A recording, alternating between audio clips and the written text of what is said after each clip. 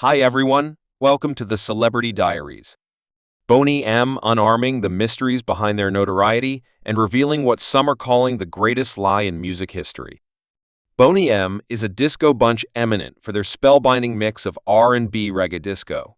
Furthermore, funk was established by German record maker Plain Farian, who likewise fills in as the gathering's fundamental lyricist. Boney M, at first hailed from West Germany. The unique arrangement comprised of four skilled performers from different foundations, Liz Mitchell and Marsha Barrett, from Jamaica Maisie Williams, from Montserrat and Bobby Bell, from Aruba, shaped in 1976. The gathering soars to acclaim during the disco period of the late 1970s. While the band's enrollment has changed throughout the years with different arrangements playing out their music, which proceeds to resound with a large number of fans across the globe. Boney M has left a permanent mark on the music business, selling a great many records overall. The gathering is especially eminent for their global hits, including diagram clinchers, for example, Daddy Cool Mama, Bread Cook Belf Bright, Rootin' Mary's Kid Youngster, Goodness My Ruler. Albeit the band is never again effectively proceeding as a unit, their immortal melodies keep on being loved and loved by enthusiasts of any age. The beginning of the name Boney M stems from an innovative motivation experienced by Blunt Farian in December 1974. Farian recorded a single where he sang the common line, would you like to knock in a low voice alongside a high falsetto ensemble, at the point when the single was delivered in right on time? 1975, Farah embraced the pen name M for himself. This moniker was inspired by his survey of the Australian investigator TV series called Boney, highlighting a hero named Napoleon Bonapart.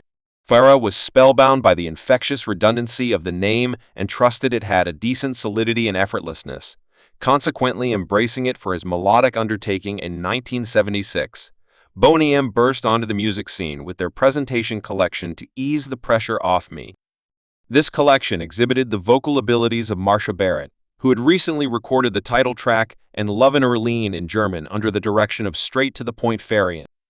The gathering's plan, Farah, had at first expected to incorporate Maisie Williams and Bobby Farian in the accounts, yet due to different reasons, including Williams' voice not fulfilling Farian guidelines and a fruitless trot by Farian decided to zero in exclusively on the vocals of Liz Mitchell and Marsha Barrett Farian. He then, at that point, improved the vocals in his own studio, making the famous Boney M sound that would hostage at crowds overall. The next year, in 1977, Boney M delivered their subsequent collection, Love, available to be purchased, highlighting the outline of beating hits. Mama Pastry Specialist in Belfast joined by the capable live band called the Dark Magnificence Carnival, named after Maisie Williams' past band. The gathering set out on their most memorable and significant show. Visit the collection immediately accomplished gold confirmation in the UK, and the two singles taken off into the main 10 outlines in West Germany. In the UK anyway, it was in 1978 that Boney M encountered their most victorious year. They released a new two-fold-aside single, Streams of Babylon, Earthy-Colored Young Lady in the Ring, which turned into a moment sensation across Europe, getting the main spot in various nations, and becoming one of their smash hit singles ever. Strikingly, in the UK, the US over-capitulated to their irresistible sound, as the single arrived at the zenith of the US pop singles diagram, denoting their most effective delivery in the country. Following this win, Boney M delivered their most noteworthy earning collection, Nightlight to Venus, which produced more beating singles, including the generally acclaimed Rootin' and Painter Man. Determined by their astonishing achievement, Boney M kept on causing disturbances with their 1978 Christmas single Mary's Kid Goodness My Ruler, which quickly climbed the UK graph, setting its place as one of the top-of-the-line singles of all time in the country. The gathering's notoriety rose above borders as they stood out as truly newsworthy, with a profoundly plugged special visit to the Soviet Association, a remarkable accomplishment considering the set number of Western craftsmen who were conceded such an open door. Boney M's social importance was further highlighted as their visit resembled that of Elton John, underscoring the E-band's worldwide allure and effect. It is critical that a portion of their tunes, such as Rootin', were not formally delivered in the Soviet Association because of their subject matter, making their visit much more surprising. In the realm of bomb, There was a captivating transaction between picture and music, with some astounding disclosure about the gathering's vocal commitments. Bobby Ferguson, the sole male vocalist in the band, is a captivating figure, as per candid Farah. The brains behind Boney M gave negligible vocals on the gathering's accounts. Farah rather assumed the errand of singing the manly parts in the studio. While Frell's voice might not have been conspicuously included on the records, his stage presence and execution style were enamoring, turning into a cherished frontman during the band's shows in an astounding turn.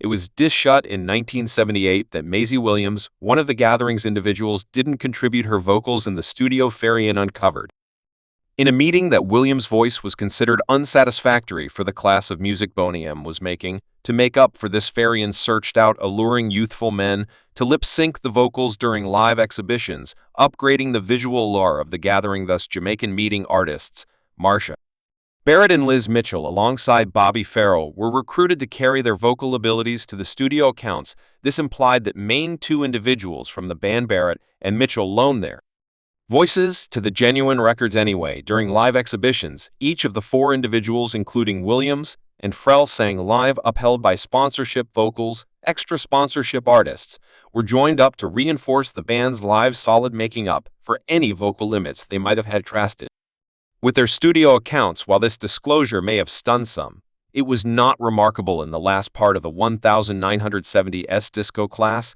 the act of utilizing meeting artists and lip-synchronizing in the studio was pervasive, and the crowd appeared unperturbed by it. Fans were captivated by the exhibition and dramatic artistry of the band's exhibitions, setting more noteworthy accentuation on the general insight. Instead of investigating the vocal elements in a meeting, Williams herself recognized the job that Farah played in gathering the gathering, recognizing the emphasis on appearance, yet additionally featuring the imbuement of their Caribbean flavor into the sound. She recognized that a few pundits saw in them as simple mannequins of Farah. However, during the 70s and 80s, the visual show was comparably critical as the music itself. The fans desired a critical show and were less worried about the explicit setup of the band. Boney M's venture took a wild turn with their last collection and ensuing varieties inside the band. The profoundly expected fifth collection, Bono NOS, confronted many deferrals during recording, booked for discharge in November 1980,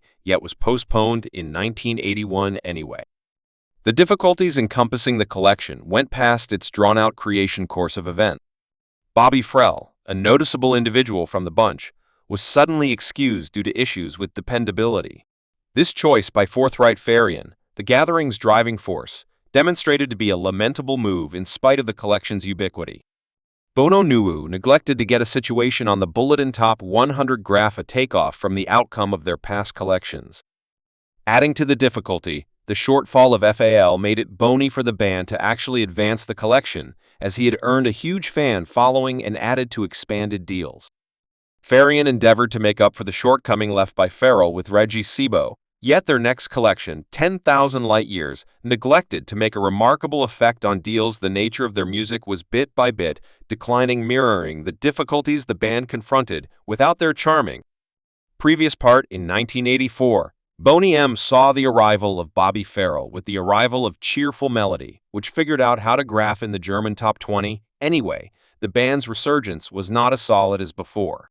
In showing a melting away ubiquity by 1985, it appeared to be that Farah had lost interest in the gathering, and their eighth studio collection, I Dance, was met with dissatisfaction. Numerous pundits and fans thought that it is dull and unappealing, further adding to the downfall of the band. Standing following a 10th commemoration festivity in 1986, Boney M authoritatively disbanded in the wake of delivering the industrially fruitless single Youthful Free and Single, which topped at number 48 on the E-Board Hot 100. Outline: the gathering's process had arrived at its end, set apart by a descending direction in their music and lessening business achievement. Anyway, the aftermath among Frell and Farah kept on creating a shaded area over their inheritance. Frell's girl, Zinnia Frell, shed light on the contention, uncovering that Farah had stripped her father of Bonham's freedoms to his hits. This brought about Bobby Farrell losing all of his pay. After the band's separation, Zinnia shared that when her dad mentioned 100,000 imprints from Farah, he was constrained into transferring ownership of his privileges, counting picture freedoms and sovereignties. The outcomes were extreme as the family needed to migrate to the Netherlands and depend on government assistance to earn barely enough to get by the circumstance, which energized Frel's outrage.